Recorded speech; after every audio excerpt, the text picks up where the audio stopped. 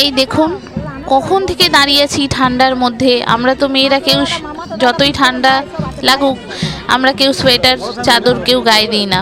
তো এখানে নিজস্ব বিয়ে বাড়ি বলে কথা। এই পাশ থেকে ঘি একটু ঢেলে দাও, এটা থেকে ঘি ওইটা একটু ঘি ঢেলে দাও। ঢালা যাবে না, এটা ওঠানো যাবে না।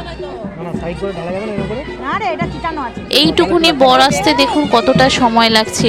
এদিকে আমাদের প্রদীপ প্রায় নিভে যাওয়ার অপেক্ষায়। তাড়াতাড়ি আয় রে বাবা, আমরা কখন থেকে দাঁড়িয়েছি যে বরকে বরণ করব ঠান্ডার মধ্যে। আর এদের নাচ গানা শেষই হয় না। যতক্ষণ পেরেছে বরের বন্ধু বান্ধব সব কমন ফ্রেন্ডস সব একসঙ্গে পড়াশোনা করা ছেলে মেয়ে, কেউ কনের তরফে কেউ বরের তরফে, আবার সকালে কনের তরফে বিকালে বরের তরফে, মানে এই রকম হচ্ছে আর কি। তো এইখানে এই যে প্রায় আধ ঘন্টা ধরে এইসব নাচা টাচার পর তারপরে আমাদের গেটের সামনে এসে উপস্থিত। দেখছেন নাচ হচ্ছে, গান হচ্ছে। ওরে বাবা রে,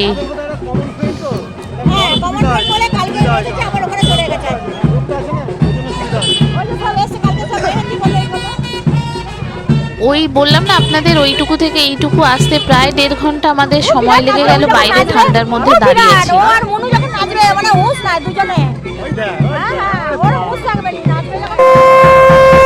এদের নাচ গান আর শেষই হচ্ছে না।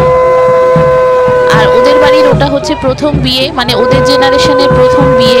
তো সে কারণে সমস্ত ভাই বোনেরা খুব উৎসাহ।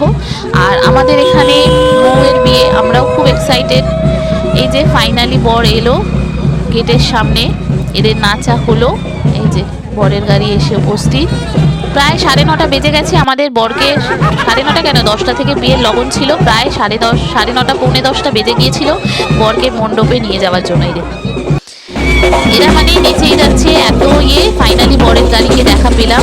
এবার এই বরের গাড়ি থেকে বরকে বের করে একটা যুদ্ধ।